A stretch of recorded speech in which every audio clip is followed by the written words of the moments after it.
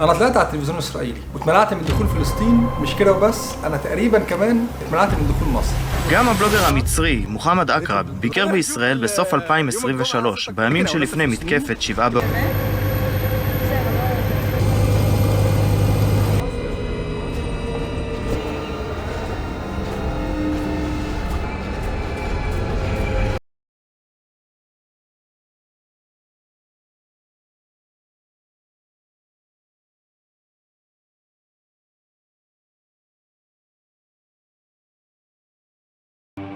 اي حد متابعني عارف ان انا زرت فلسطين في شهر 10 اللي فات، وتحديدا كنت في الفتره بين 2 اكتوبر ل 7 اكتوبر. ويوم 6 اكتوبر صورت فيديو في تل ابيب بحتفل بانتصار اكتوبر من قلب تل ابيب، ورجعت والدنيا تمام، ونزلت الفيديوهات اللي انا صورتها هناك. الفيديوهات انتشرت بطريقه يعني مش طبيعيه على كل حته، على اليوتيوب وعلى التيك توك وعلى الفيسبوك، والدنيا كانت ماشيه تمام. وكنت خلاص مقرر ان انا ان شاء الله هعمل زياره تانية لفلسطين، والزياره دي كانت المفروض هتبقى في شهر 7 او اول 7 دلوقتي.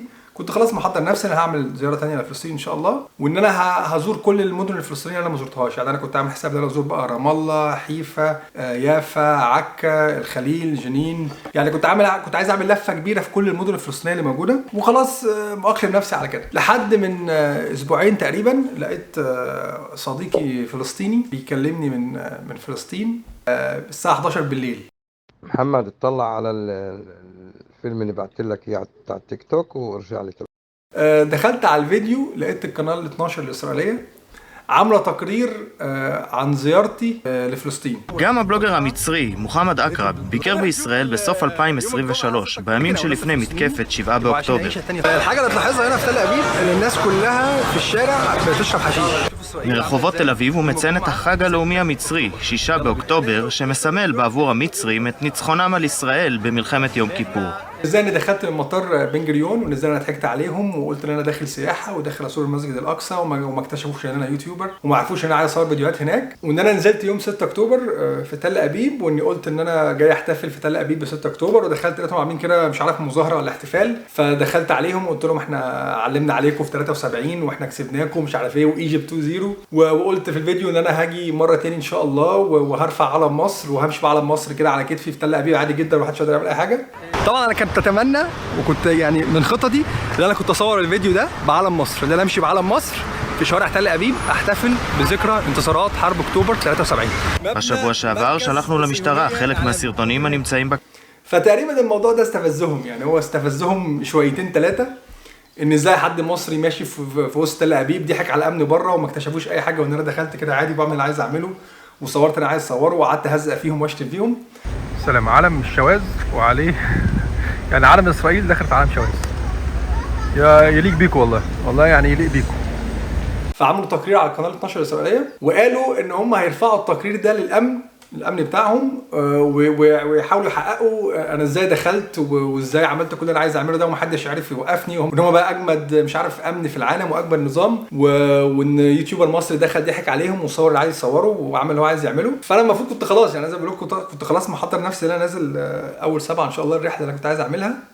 فالحوار ده لما جه انا مش عارف يعني بنسبه كبيره كده انا اتمنعت من دخول فلسطين خالص. طبعا الناس اللي ما تعرفش ان انت عشان تخش فلسطين فانت ما قدامكش غير يعني مفيش غير حلين، يا اما بتخش عن طريق الاردن عن طريق الجسر، وبرده بتخش عن طريق المحتل لان هم اللي بيعملوا معاك الانترفيو، هم اللي بيدوك الاذن الدخول للاسف او لا برده عن طريق المحتل، او انك بتخش عن مطار بن جريون برده عن طريق المحتل وبيعمل معاك انترفيو، وبعد كده بيقرر سواء يدخلك او ما يدخلكش. دلوقتي عديت على اول كنترول، مش اول كنترول، المفروض هو كنترول انت بتعدي عادي، بياخدوا الباسبور بتاعك بيختموا لك او بيكتبوا لك ان انت وصلت، تاخد الباسبور وتمشي. طبعا هي شافت ان اسمي محمد، انا مديها باسبور تشيكي مولود في مصر، فقالت لي هتقعد تشرفنا شويه في المكان ده لحد ما حد يجي معاك انترفيو عن سبب الزياره وانت اللي خلاك تيجي هنا.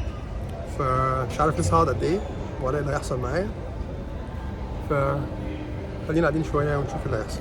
دلوقتي المفروض ان انا بقيت بلاك ليست، يعني انا فهمته لان انا كلمت يعني اكتر من حد فلسطيني، عرفت ان انا كده بقيت بلاك ليست، وان بنسبه كبيره لو يعني مش بنسبه كبيره هو اكيد مش هدخل، يعني هو الاكيد ان انا لو رحت هناك مش هدخل. بس يعني انا برضو بفكر اروح، يعني انا بفكر بالرغم من كده انا بفكر يعني اروح واحاول ادخل تاني، بس انا مش عارف هل الموضوع هيتوقف ان هم يعني تحقيق وهيمشوني ولا هيحجزوني مش هيمشوني اصلا، ولا هيحصل مشكله ولا لا، لان التقرير قال ان انا نازل يوم 6 اكتوبر وان مش حاجه منطقيه ان انا موجود يوم 6 اكتوبر ويوم 7 اكتوبر مش عارف حصل ايه وان انا محرض وان انا مش عارف ايه، فالموضوع كبر. فلو حد عنده فكره من الناس اللي بتتفرج، هل لو انا دخلت يعني لو انا مثلا دلوقتي سافرت قررت ان انا هطلع على الاردن، لان طبعا على المطار كده استحاله يدخلوني، يعني المطار استحاله يدخلوني تاني، وما اعرفش اصلا لو دخلت عن طريق المطار بقى ايه حجم المشاكل اللي ممكن تحصل. يعني هل مثلا هيحتجزوني في المطار، ولا هيقولوا لي لا خد لك طياره وارجع، ولا مش عارف. بس لو دخلت عن طريق الاردن، وده اللي انا بفكر اعمله ان انا اطلع على الاردن عادي، ومن الاردن اروح على المعبر واحاول ادخل هناك مره تاني. طبعا هم عندهم الداتابيس بتاعتي وكل حاجه، بس لو حد عنده فكره هل الحوار ده ممكن يعمل لي مشكله او ضرر، ولا الواحد يجرب وزي ما تيجي ويخليها على الله، واقصى حاجه ان هم هيرجعوني بس. فده انا مش عارف. فلو حد عنده يعني فكره يا ريت يقول لي، لان انا اتكلمت مع يعني في ناس كتيره فلسطينيين بعتوا لي، منهم فلسطيني الداخل ومنهم فلسطينيين اللي عايشين في الضفه، ان الموضوع صعب وان هم بيحصل لهم مضايقات اصلا. يعني حتى اغلب الفلسطينيين الداخل اللي هم بيتقال عليهم عرب 48 اللي هم اصلا معاهم جوازات اسرائيليه، بيحصل عليهم عنصريه وبيرخموا عليهم بطريقه مش يعني خصوصا بعد احداث 7 اكتوبر، وبيرخموا عليهم. وطبعا ممنوع يتكلموا عن فلسطين، ممنوع حتى بيقول لك لو عملت لايك على بوست له علاقه بفلسطين بيجي يجيبك من البيت، وطبعا علم فلسطين ممنوع انك ترفعه ومش عارف ايه. فهم مضايقين الدنيا عليهم قوي. اصلا معايا باسبور اسرائيلي وبطاقه اسرائيليه، انا اخاف دلوقتي اروح تل ابيب او اخاف اروح عند اليهود. يعني احنا اصلا كوننا هنا عرب 48 بنتعرض لعنصريه وبنتعرض لضرب ولتعرضات كتير، بالذات من ساعه الحرب. فانت هتيجي واصلا مصري واوروبا دلوقتي نزل فيك تكرير، يعني الناس اكيد يعني عرفت شكلك، يعني في اكيد حد ممكن يشوفك يفتكرك، حد يتعرض لك ولا يحصل لك حاجه. لا انا ما انصحكش ان انت تيجي خالص، والله انا والله نفسي ان انت تيجي، بس ما انصحكش. يوم سبت عليك يا ابني، خلاص اللي حصل ونزلوه. ما ينفعش دلوقتي تيجي، الدنيا حرب. يعني ما انا بقول لك اهو، انا ذات نفسي ما عنديش جراء اروح انا دلوقتي على تل ابيب ولا اروح عند اليهود. اختي اصلا من قبل الحرب، يعني الحرب ابتدت شهر 10، بشهر 8 تعرضت لعنف مش طبيعي. كانت ماشيه في عربيتها وفتحه اغاني، والاغاني بالعربي طبعا، فسمعوا ان الاغاني بالعربي، نزلوا فتحوا عليها الباب وضربوها 2 ستات يهود.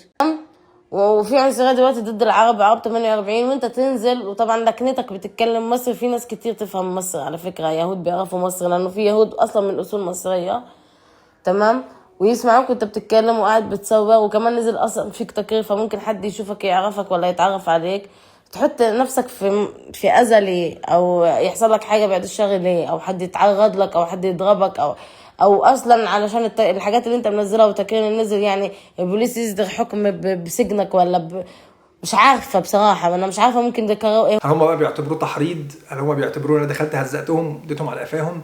يعني مش عارف. بس هو في حد كان قال لي يعني ان الموضوع ممكن يوصل لقضيه، والقضيه دي ما اعرفش توصل لفين. فلو حد عنده فكره يا ريت يعرفني، هل الواحد يتكل على الله ويطلع على الاردن، ومن الاردن يخش فلسطين مره تاني الايام ديت، ولا صعب؟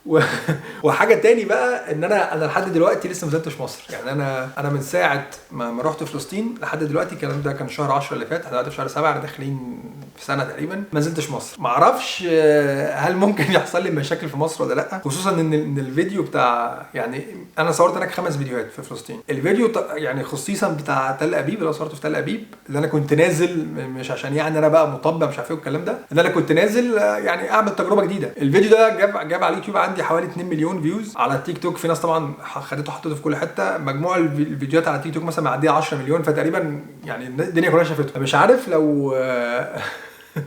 لو نزلت مصر هل ممكن يحصل مشاكل ولا لا. ده اللي هنعرفه قريب، لان انا نازل مصر ان شاء الله قريب، فده هنعرفه. يعني انا نازل مصر ان شاء الله. طبعا هقول يعني هعمل مثلا ستوري او حاجه على انستجرام ان انا نازل مصر. لو نزلت وبعديها ب4 ساعات طلعت عادي، يبقى الدنيا كده تمام. لو طولت شويه يبقى ممكن يكون حصل مشاكل كمان معايا في مصر. بس انا يعني في مصر ما اعتقدش ان يحصل حاجه، لان انا ما عملتش حاجه غلط. يعني انا شايف ان ما عملتش حاجه غلط، انا رحت صورت فيديوهات عاديه جدا ونزلتها على اليوتيوب. هي الفكره كلها في اللي ممكن يحصل لي لو سافرت فلسطين مره ثانيه. انا عايز حد لو حد عنده تجربه او حد عنده فكره، ايه اقصى حاجه ممكن تحصل. يعني ايه اقصى حاجه ممكن تحصل ان انا اخش فلسطين مره ثانيه عن طريق الاردن. فلو حد عنده فكره، لو حد عنده اي فكره يكتب لي او يبعت لي على الانستجرام، لان انا الصراحه عايز يعني اللي راح فلسطين مره هيعرف الاحساس ده، ان هي يعني في شعور هناك غير طبيعي. يعني الشعور اللي موجود هناك اول ما بتخش فلسطين او ما تخش القدس خصيصا، شعور مش طبيعي. وحتى الناس هناك لما بيلاقوا حد مصري لا يعني بيتعاملوا بطريقه مش طبيعيه. الناس بتعرف يعني بس السلام عليكم، الناس تعرف انك مصري. ايه ده انت مصري؟ انت جاي هنا ازاي؟ طب تعالى كل، تعالى اشرب، تعمل اي حاجه.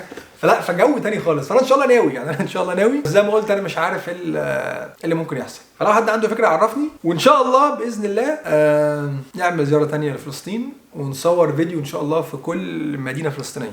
يعني ده بقى الحلم التاني. يعني انا الحلم الاولاني عملته ده انا زرت فلسطين اول مره، الحلم الثاني بقى ده انا ازور كل المدن الفلسطينيه زي ما قلت، حيفا، يافا، عكا، الخليل، رام الله، جنين، طول كرم، يعني كل المدن الفلسطينيه ان شاء الله. فلو حد يقدر يساعدني، حد يقدر يعرفني اللي ممكن يحصل، فاكون شاكر جدا لكم. السلام عليكم وتحيه לאخواتنا פלסטין. טרנד חם אצל בלוגרים בעולם הערבי.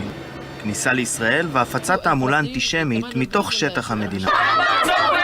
אם לא יתעוררו גורמי האכיפה, סביר שנראה את אותם פרחחים ממשיכים לעשות מאיתנו צחוק.